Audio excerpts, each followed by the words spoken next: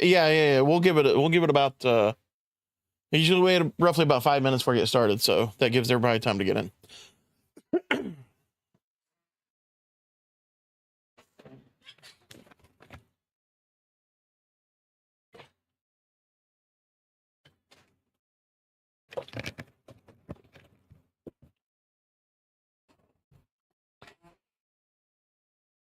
What's up, bud?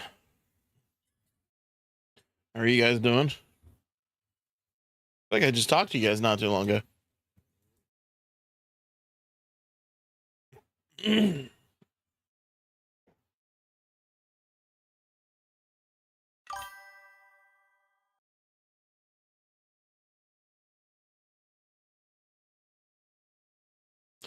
Turned that fan this way because it was hot, but now it's blowing to make my eye water.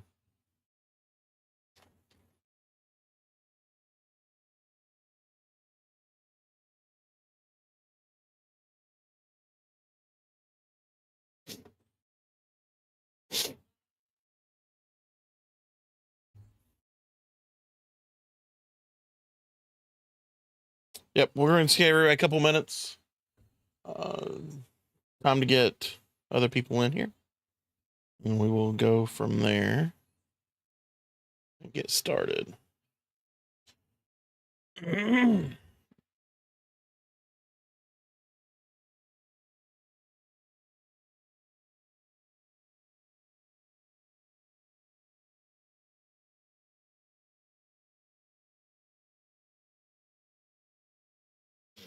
Party has arrived. Oh boy. Oh boy. All right, about 2 more minutes and we're going to get started. Just bear with me for a few, if you will. Please and thank you.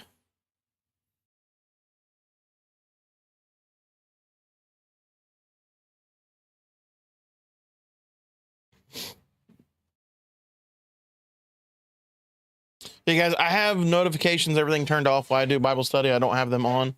So TTS and all that stuff is turned off during Bible study.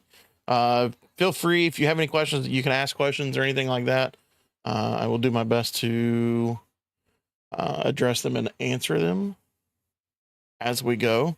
This is very much just an informal Bible study. There's nothing great. So pin the questions. Yeah, that would be fine. I don't know if I will see it on the dashboard part or on the web browser dashboard thing, but you can pin them and we'll find out. That's perfectly fine. Yeah, that would be fine.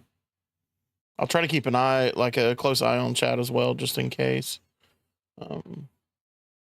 As we go. Actually, I don't know. Can I?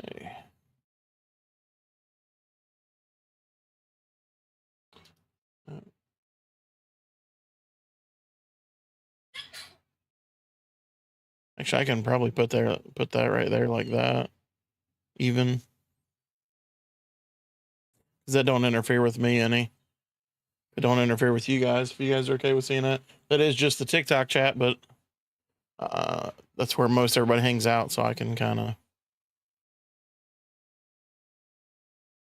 I'll be back. Okay. All right. Okay, guys, we're gonna go ahead and get ready and get started. We'll look at we'll kind of recap last week. But we talked about doing good to be pleasing to God. Went over the model prayer. One of the biggest issues that a lot of people have, Christians have, is it's not going to work. Is prayer. How do you pray? What do you say in prayer? Things like that. So we went over the model prayer, not necessarily how you have to pray, but just kind of an idea to kind of get you started. Just to have a prayer life with God, which is very much important. Talking about laying up treasures in heaven, which is not necessarily worrying about the riches and materialistic things of things down here, but worry about setting your treasures up in heavens of memories, spiritual gifts, or spiritual treasures, things like that. The lamp of the body, which is the eyes.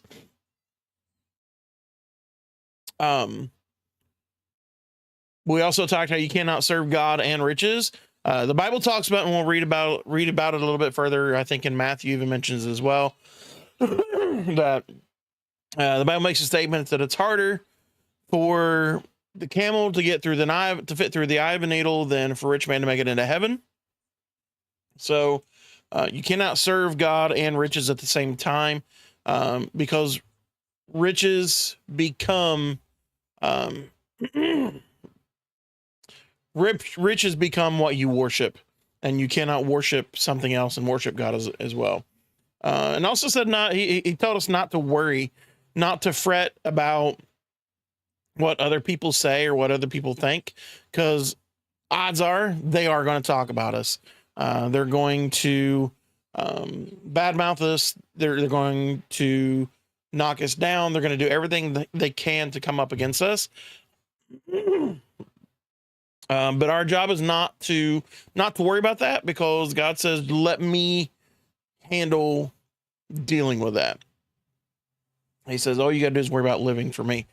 So we start off here in chapter 7, and it starts off with saying, do not judge. Verse 1 says, judge not, that ye be not judged. With continuing on from the don't worry about how people think or say, treat you or talk about you or things like that. And in that same aspect, don't judge them for how they act. Because the minute you start judging people, verse 2 says, for with what judgment ye judge, ye shall be judged. And with what measure ye meet, it shall be measured to you again. And why beholdest thou the mote that is in thy brother's eye, but considerest not the beam that is in thine own eye? It says, or how wilt thou say to thy brother, let me pull out the mote of thine eye, and behold, a beam is in thine own eye? Thou hypocrite, first cast out the beam of thy own eye, and then shalt thou see clearly to cast out the mote of thy brother's eye. Give not that which is holy unto the dogs, neither cast ye your pearls before swine, lest they trample them under their feet, and turn again and rend them. So let's talk about this for a minute. So don't judge unless you want to be judged. And for those that you begin to judge, you'll be judged with the same manner that you judge them. He says, why beholdest thou the mote that is in thy brother's eye, but consider not the beam that is in thy own eye? So not just in the Christian world, this happens a lot in the Christian world and the Christian realm. And a lot of Christians do it to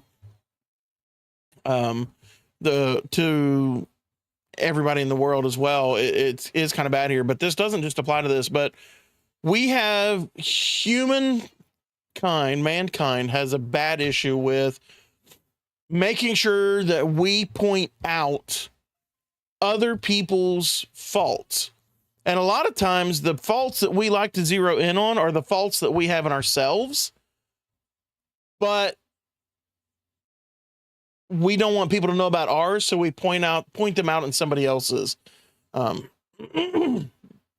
We want to make sure that theirs are seen instead, so that ours aren't brought to attention. And then we want to go to them and tell them how to correct their life, how to live the right way, how to make things right. But yet we're living with the same, pardon me, we're living with that same sin and refusing to correct it. You know what I mean? So, it's not, you can't go and correct somebody for living wrong when you're living wrong in that same manner as well. So many people, well, now's the day that where there's so much, adultery and stuff going around. Pardon me. There's so much adultery and stuff going around, but everybody's so willing to point out everybody else's fault for that. If they see somebody else is doing the same thing, they will point them out and bring it to everybody's attention that they're doing that, but not looking at how they're doing it themselves, how they're looking that same way. So he says, don't try to correct somebody whenever you've got sin in your life. And mind you, this goes to even the smallest, simplest things. If we see somebody living, if we recognize somebody's living wrong,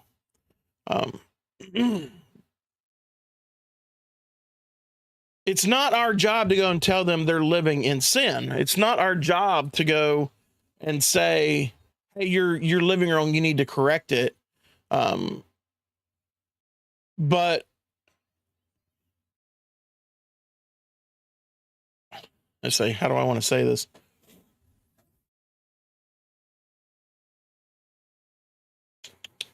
I'm trying to think how I want to word this. So we don't want to, seriously, we don't want to go and approach somebody and tell them they're living in sin. One of the biggest things that I've seen, is where I've seen people address people living together outside of marriage. And I know Jerry and Sarah's in here. Don't take any offense to this, please. That's one of the biggest things people address, especially in the church. They will instantly start hounding couples that are living together outside of marriage. And they want to go to them and tell them, well, you're living in sin, you're doing wrong, and you need to either get married or do something else. That is not anybody's place to do. That's not, like, it's not my job to look at them and say, you guys are living in sin, you need to fix it. Now, if they would ask my opinion on it or ask what the Bible says about it, I would tell them because they asked. But it's not up to me just to go to them, approach them and say, hey, you need to fix this because you're living in sin. You need to fix this because that's not how the Bible says you should be. That's not my job.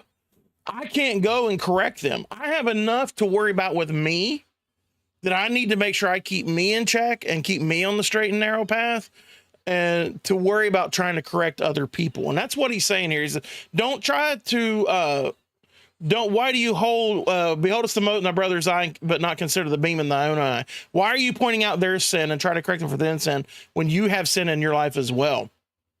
So, and he calls them and says, hypocrites. First cast the beam out of thy own eye. Take care of yourself first. Get rid of your sin first. Then you can worry about helping your brother out. But don't go to them and tell them they're living wrong when you're not living right either. That's just not how this works.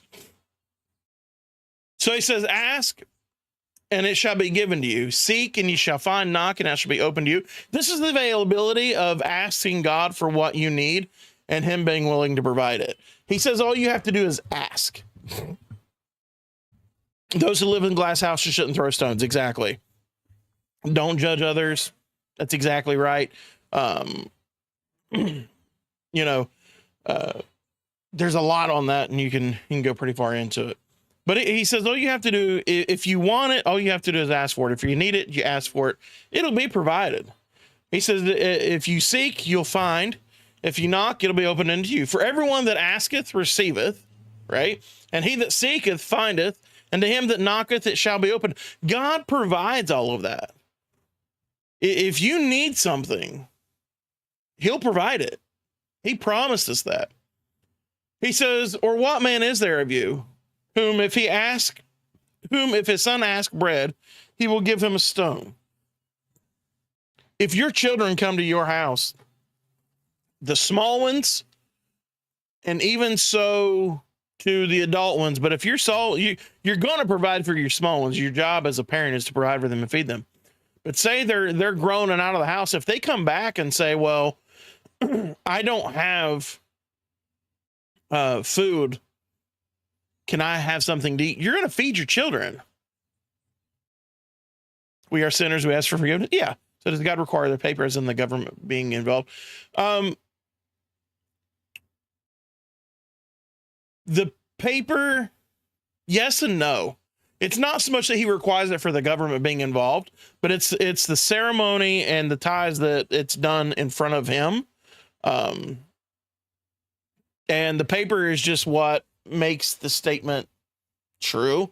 So I'd hate to say I don't want it to make it sound like that paper is what makes a difference. As long as you say your vows, the idea is to say your vows with a minister or priest, and your vows are spoke before God. That's the important part. Do I believe that the Jews believe in the Lord himself? I don't know what you mean by that question. Yeah.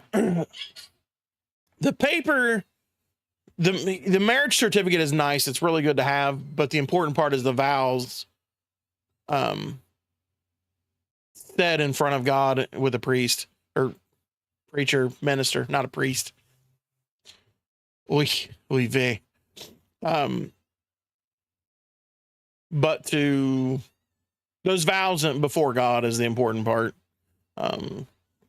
The license is what we use today. You can look at it as just a piece of paper. God doesn't really, it doesn't say you have to sign a piece of paper. I mean, I guess it depends on how you want to look at it, I reckon. Some people feel you do just because it shows the legitimacy through the state that it's there. I'm young age. Okay. I'm not sure what you mean. Do I believe the Jews believe in the Lord himself? I don't understand your question there, to be honest with you. But it says, for everyone that asketh receiveth, he that seeketh findeth, him that knocketh it shall be open. Or what man is there of you of whom his son ask bread and he will give him a stone? Or if he ask a fish, will he give him a serpent? If ye then, being evil, know how to give good gifts unto your children, how much more shall your Father which is in heaven give good gifts to them that ask him?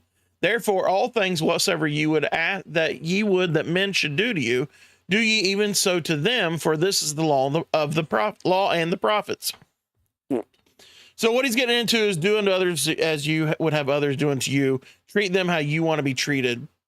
And he used those examples that if your children came to you needing food, would you give them a stone? Or if they wanted a fish, would you give them a serpent? Even decent parents, I'll say decent parents, that aren't in church, that aren't saved, that don't follow God, don't believe in God even, they still nurture their children. They take care of them. If they need something, they provide it. So the comparison is if somebody like that will take care of their children, imagine what God, who has as much love as he does for you, will do for you. So he says, so whatever that you would want men to do to you, however you would want others to treat you, treat them the same way. Don't turn people away. Don't deny people. Don't talk about them. Don't do, all this other stuff. He said, this is the law and the prophets. It's a way God has intended it to be since the beginning. And he says, why? Because enter ye in at the straight gate. For wide is the gate and broad is the way that leadeth to destruction. And many there be which go in thereat. Because straight is the gate and narrow is the way which leadeth unto life, and few there be that find it.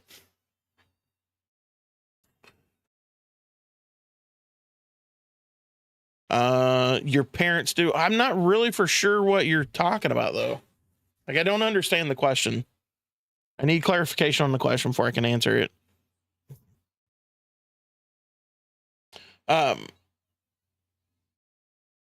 So it says, wide is the gate and broad is the way that leadeth to destruction. Your parents believe in God. That's good. They should. God is real. Uh,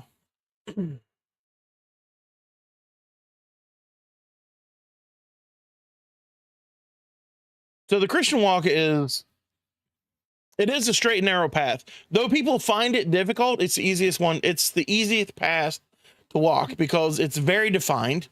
It's very descriptive. It's very straight and it's very small.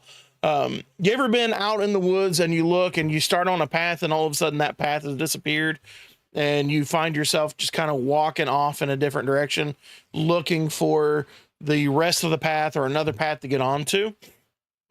This is the way the path to destruction takes you. You start off on a path that looks and seems clear and it seems wide. You can, 2 or 3 people can walk shoulder to shoulder. You can get through there. You've got plenty of path. And the next thing you know, things start looking a little foggy. You're not sure if the path is there, if it is the path. You're just walking along, trying to see if you can find the next clear spot in the path to make sure you are going the correct way. This is, this is the life in sin. That's exactly what this is talking about. But there is a straight and narrow way. And the sad thing is that very few people will find this. And a lot of them will not find it because they don't want to. They don't want to deal with it. They don't want to look at it. A lot of people don't like knowing that there's some things in their life they may be doing that is wrong. They don't like correction. I know as a kid, I always said when I grow up that I'm not going to have all these rules my parents have because they're all dumb and some of them are really stupid and they don't make any sense. As I've gotten older, I've realized that I understand these rules and I have a lot of these same rules in my household today.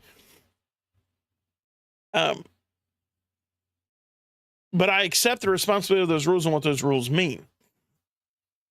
A lot of people will not do that. They don't want to accept responsibilities. And they don't want to expect that there are consequences for certain actions. So they will stay away from the path. And that's why it says few there will be that find it, because they don't want to. So it says, beware of false prophets. He's teaching. Now we got to keep in mind, he's up on the mount with his disciples only. He's just talking to them. There's nobody else up there. It's just him and them. And he's teaching them the ways to be a Christian. So he says, beware of false prophets, which come to you in sheep's clothing, but inwardly they are ravening wolves. There's going to be a lot of people out there. There's a lot of people now. I see TikTok videos. I see Facebook videos, YouTube videos, a lot of times of preachers that are just pushing some of the weirdest ideals and objectives and beliefs that I have ever seen in my entire life. And quite frankly, they're complicating Christianhood. They're complicating a Christian life because it's not really that complicated, but they are absolutely ridiculous with it. But these people are false prophets. They're going to walk into your church. They're going to come into your home. They're going to step into you and they're going to say, I'm a Christian. They're going to wear the coat. They're going to wear the outfit of a Christian, but they're going to look at you and they're going to try to teach you things that are not becoming of a Christian. And these are false prophets, and we've got to watch out for those. They are wolves in sheep's clothing. But he says, ye shall know them by their fruits. Do men gather grapes of thorns or figs of thistles? Even so, every good tree bringeth forth good fruit, but a corrupt tree bringeth forth evil fruit. A good tree cannot bring forth evil fruit, neither can a corrupt tree bring forth good fruit. Every tree that bringeth not forth good fruit is hewn down and cast into the fire. Wherefore by their fruits ye shall know them. Fruits. He talks about the fruits of the tree. Do you gather fruits? Do you gather grapes of thorns and figs and thistles? So are you grabbing the bad parts of the fruit? Are you grabbing the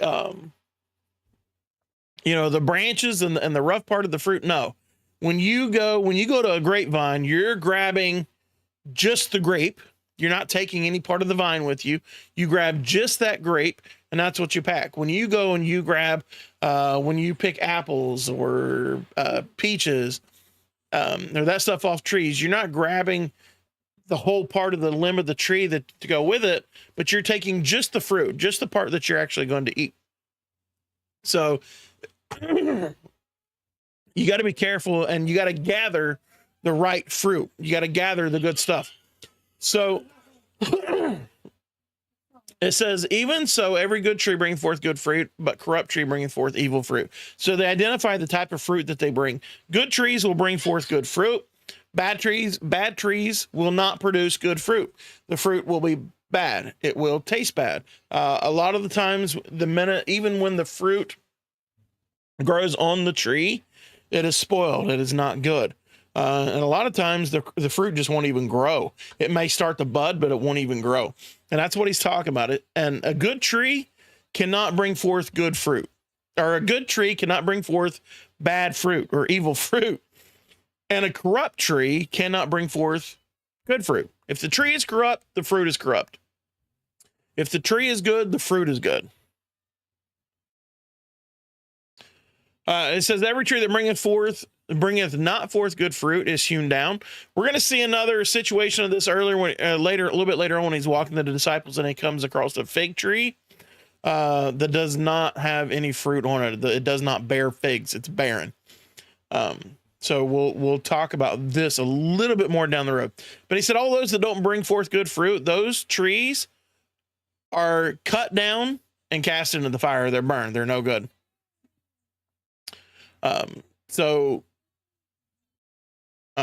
All that we do. It says, wherefore by their fruits ye shall know them. So we'll know a tree by their fruits. You and I are the trees. Our fruits is our Christian virtues that we have that we allow people to see.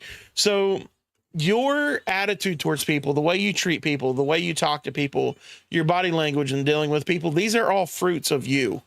These are things that represent your personality and the type of person that you are. So I don't know. How many's ever just walked through a place or talked to a stranger and just knew they were just not a good individual? They were grumpy. They were rude to every little single person.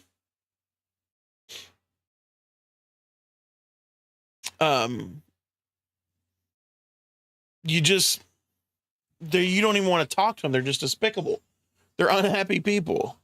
And then you come across people that you talk to them, you say hi, and you can just tell that they're a happy, cheery individual. They've got a good personality. They're a good person.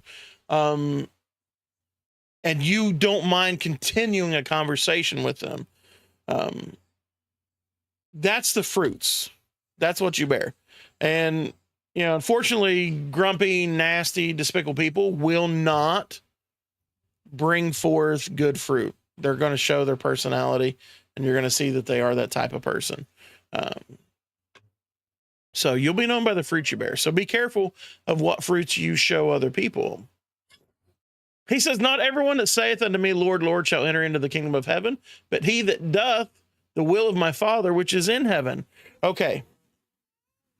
This may offend somebody, but I have to say this. Just because you believe in God doesn't make you a Christian. Just because you believe he exists doesn't make you one of his. There is a point where salvation has to come in, and Christ has to live within the heart in order for this to happen. There's going to be a lot of people, and there are a lot of people now today, look at profiles. Whenever it comes to religion, a lot of people, they put the word Christian in there. But then everything that they do, they've got filth, vulgar, cussing, and all that stuff. And they're saying it all, they're spreading it all, and everything like that. They're not Christian. Christian people do not behave in that manner. It's just how it is. So, when you try to wear a Christian label, be careful, because you're representing yourself as something, but then whenever you don't show that, you're showing something completely different. People look, when they see Christian under your name, they look for a certain type of behavior. And if they don't see it, it's not good. But he says, not everyone that says, Lord, Lord, is going to enter into the kingdom of heaven. Just because you claim him doesn't mean he claims you. In order for him to claim you, in order for you to make it into heaven, your name needs to be written in the Lamb's Book of Life. You have to be written in the Lamb's Book of Life. hands down, 100%. He says, many will say to me in that day, Lord, Lord, have we not prophesied in thy name? And let's talk about on the day of judgment. When people stand before him and are judged, he's going to say, people are going to say, Lord, have I not prophesied in your name? And in thy name have not cast out devils? And in thy name done not many wonderful works? And then I will profess unto them that I never knew you. Depart from me, that ye that work iniquity. So these people are going to come in and they're going to say, look, I've confessed you. I've done all this stuff for you. I've done all this stuff in your name. Is that not good enough? But it's not good enough. Because if your name's not written in the Lamb's Book of Life, if salvation is not, if you've not accepted Christ and he lives within, then he does not know your name. You are not one of his. And when judgment day comes, when you stand before him, he's going to say, depart from me, I never knew you. It's just how it is. That is the reality of it. And that's one of the realities that a lot of people can't handle. They want to think that, well, I was a good person. I lived a good life. I didn't treat my neighbors bad. I was friendly with everybody. I was nice. I didn't do any of this. I helped everybody I could. I didn't refuse anybody anything. I just didn't accept Christ. All those things are great virtues to have. They make you a very wonderful person. But in order to make it into heaven, being a good person ain't going to cut it. On top of being a good person, in addition to being a good person, you have to accept Christ in your life. There has to be a change made. Things have to be different. And that's the big and little of it. That's the reality of what it is. So, you know, it's just how it is. So it goes on, he says, therefore, whosoever heareth these sayings of mine and doth them, I will liken him unto a wise man, which built his house upon a rock. So the disciples, those guys that are listening to what Jesus is teaching up here, adhering to it, and following what he says and living by it. Now, you notice Jesus had 12 disciples, but only 11 survived the crucifixion. Sorry. Only 11 survived the crucifixion. One didn't make it because he did not fully adhere to what Jesus was saying. He got corrupted.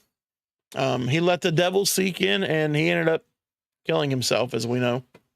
Probably get banned on TikTok for saying that. Hi, buddy.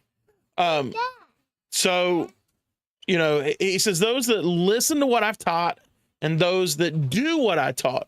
It's not just enough to hear it. It's not just enough to listen, but you've got to do what Jesus has taught. All these lessons we've had on the mountain up here, you've got to listen to what he's taught and do them.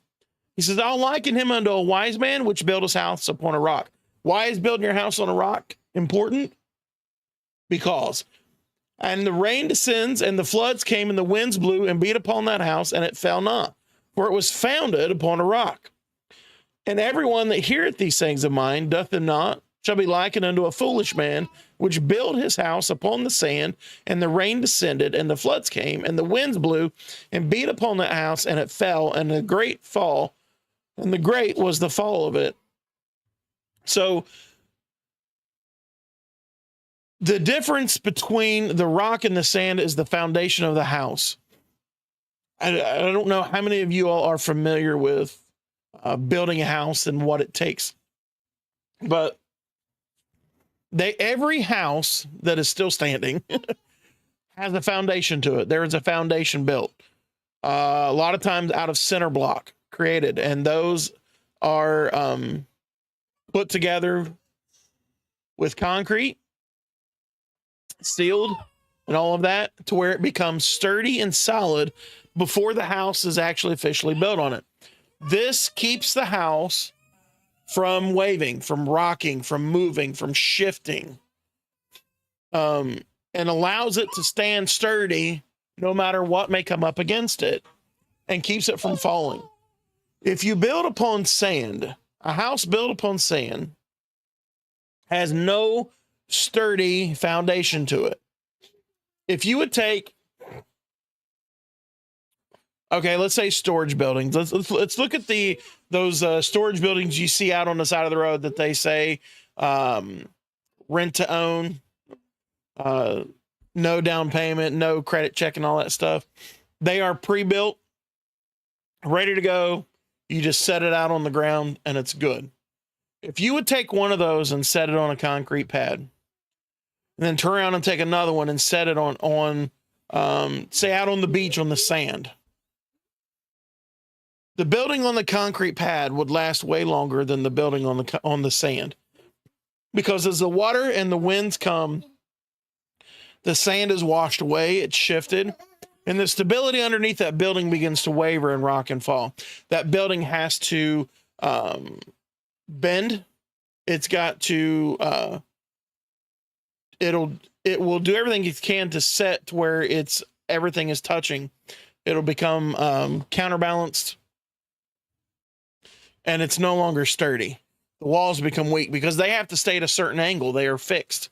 They've got to stay at a certain angle to stay strong. That building on that concrete pad, when winds come, that concrete does not wash away, but it stays sturdy there. So the building sets on there, and it doesn't have to worry about flexing and moving with the ground, with the surroundings, or with the ground underneath of it, because it stays sturdy. The walls stay straight up. They're not bending, bowing like this or anything like that, trying to stay up. So it remains sturdy. So the idea is to have a sturdy foundation. Christ should be your foundation. He should be what you're founded upon. His teachings up here on this mountain should be the beginning of your Christian life and the beginning of your walk on that straight and narrow path. Because if you just listen to it, you don't adhere to it, you just blow it off and then go back to living your own life, you might as well be living built on the sand. You're not going to be sturdy. You're not going to live a very long Christian life. You're probably going to end up falling back into the world. So he says, the winds came, it blew, it fell. The great of it was fall. The fall of it was great. I can't talk. So it says, then it came to pass that when Jesus had ended these things, the people were astonished at his doctrine, for he taught them as one having authority and not as the scribes. His teaching was completely different. Coming up through the Old Testament and into the New, the scribes would actually teach the scrolls, the Old Testament Bible. They would teach the scrolls. They would teach the rules. They would teach the laws. They would teach the religious life of the Jewish lifestyle and how to follow those. So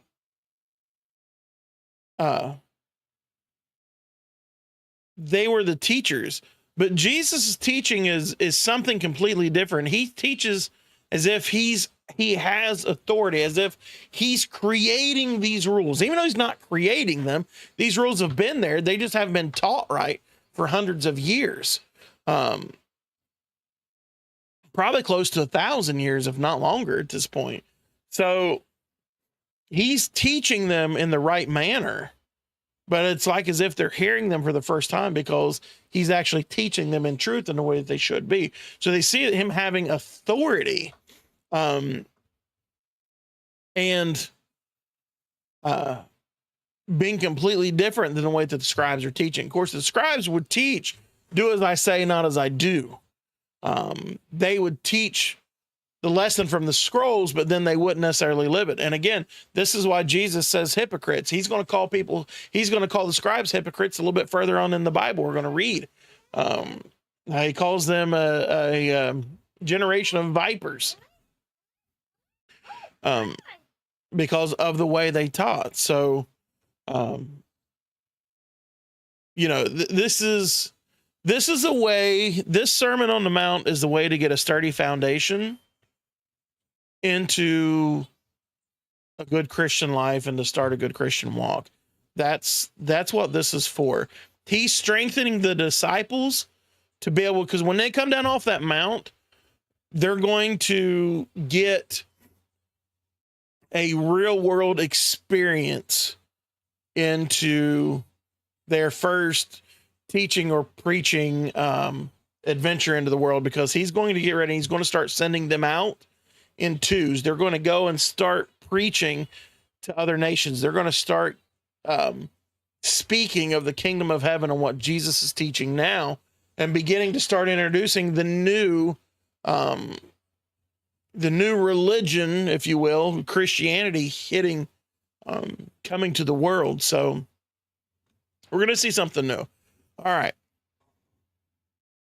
So next week we're going to go into chapter 8. This is where they're going to come. They're coming down all from the mountain. We're going to see where Jesus cleansed a leper. He heals a centurion. We're going to look at some other stuff. Now we're going to start getting into a little bit more of the nitty gritty of Jesus' preaching tour. And while he's touring and preaching, the disciples are following and learning how to preach, how to speak, what to say, what not to say. They're seeing, even though after hearing what he taught up on the hill, now they're starting to see all of it played out and taught the way that it should be. So they got the lesson. Now they're getting the hands that they're going to get the hands-on experience of. They're going to see it in action and what it can do. So make sure to be back with me next Monday at 6 p.m. as we continue to walk with Christ and we start to see what his teachings look like in action. The disciples learn from hands-on experience. They get the first person point of view of it and see what's being taught. Okay. All right. Sorry about the first part of the night. I could not talk. My voice was going crazy. All I could do was cough. So I apologize for that. But yeah. All right. Do we have any questions before we get ready to go? I don't think so. It looks like most everybody left already. So, what was going on here? I see Romans were bad people. Depends on what you consider bad people, what you're talking about as far as bad people.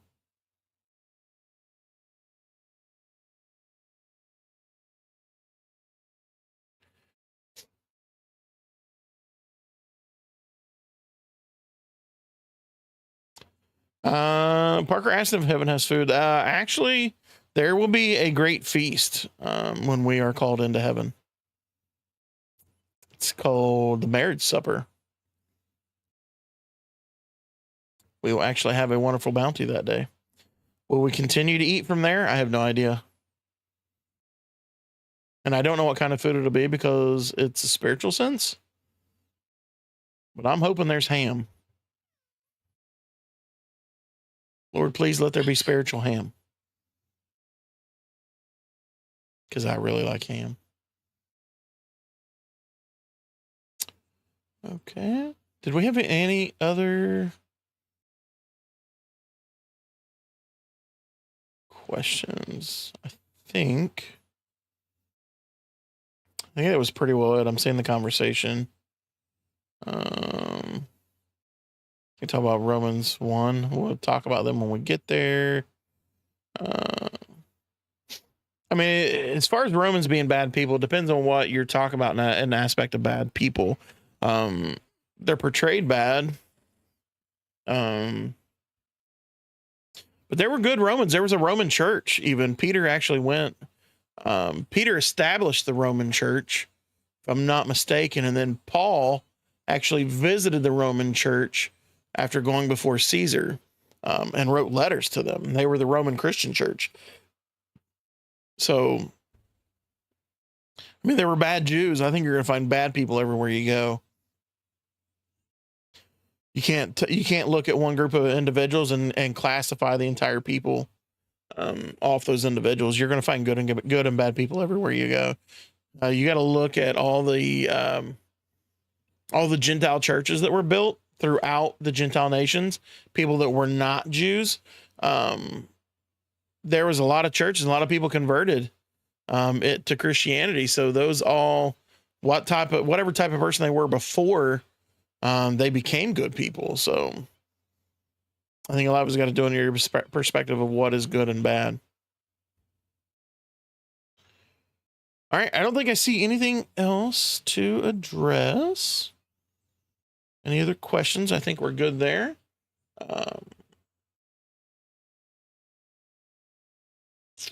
All right, guys. Don't forget, next Monday at 6 o'clock, we will be here. We're going to be going through Jesus and the disciples come down off the mount.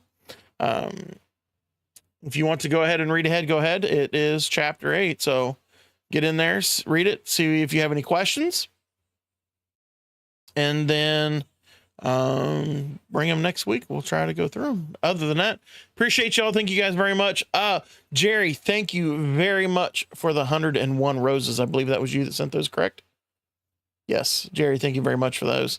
I appreciate that, man. Guys, thank you. 26.6K likes on this stream. That's crazy for 40 minutes. Y'all crazy for 40 minutes. 26K, 26.6K likes on a 46-minute stream. That's crazy. So appreciate you guys. Thank you guys very much for the gifts. Thank you guys very much for hanging out with me for a little bit tonight. Don't forget, we'll be back on here in just a little bit. We'll probably be doing some Fortnite again. So that's what we do. Yes, man.